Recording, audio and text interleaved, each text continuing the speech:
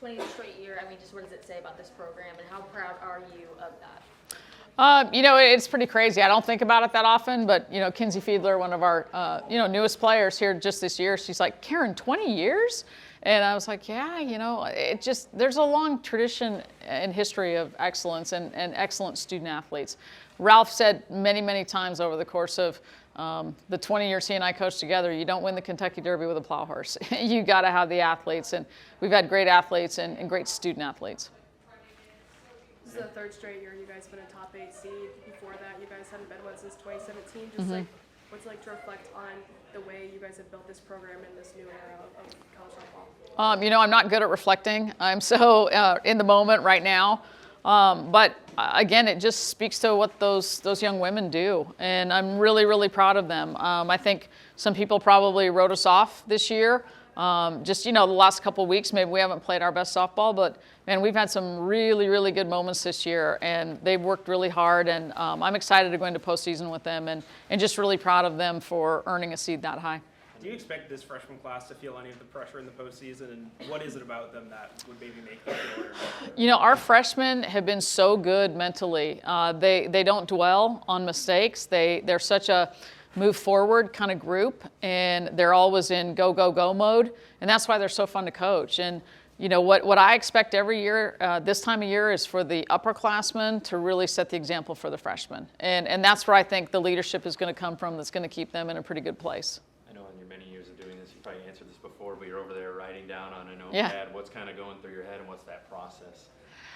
You start to see things fall out, and then you start trying to guess what's going to come next. And man, when we popped up at the 7, it was just, excitement. Again, just joy for those guys, because it's pretty special to see your name pop up that high when you've worked as hard as they have.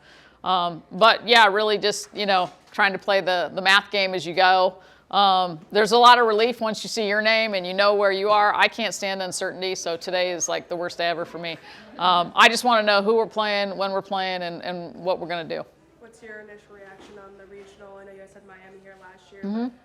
What's kind of your initial take on that? We always expect a tough regional here. And again, because, one of the NCAA's driving factors once they seed the top 16 is minimize flights. And there's so many good teams within, the geographic proximity to drive here. So it's not unlike things we've had before. I think we always get one of the toughest regionals. And, if you want to progress in this tournament, get to supers, and then get on to the World Series, it's going to be hard. It doesn't matter who you are. So, hey, hard right away, that's fine, because we know it's going to be hard the whole way. You play Miami of Ohio first. You tell the team, hey, it's just Miami of Ohio. But you as a coach, how do you keep that focus but also prepare when you know you're going to have to face another team right away? Yeah, you really just roll that in every day. I mean, that's what we talked about before the show even started, that it doesn't matter who you're playing or where you're playing, and the worst thing you can do is start looking ahead. As soon as our name pops up, we just see who that first opponent is. If we're home, great. If we're not, hey, we'll tackle that one too. And tomorrow, that'll be our message when we start practice. It's all about getting ready for Miami of Ohio Friday night. I've been in situations where we dropped that Friday night game, and it was a long, long, long road back. You've said that you guys haven't played your best softball as of late. What are you hoping to see this week before Friday to hopefully get back to what you know? Yeah, and it really hasn't been that long. And I think that's the thing, is just to remind them, that I thought we played really well down at Ole Miss. I love the way we played Saturday, Sunday. And, this league, it can get you like that. One weekend, you get Texas A&M come in here, obviously a great team. They're the #1 seed. You have the weather to deal with, and that kind of, mixes things up a little bit. And then just a tough loss against Arkansas. I thought we were playing pretty good until, that one swing. So we haven't been playing that bad. And we've really been playing pretty good.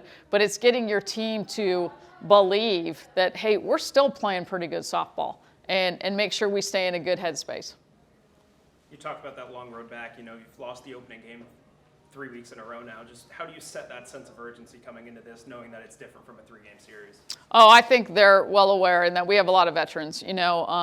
People who've been here, but even the people who transferred in have come from outstanding programs where they understand what regionals is like. So I don't think we'll have any problem getting them ready to play on Friday night.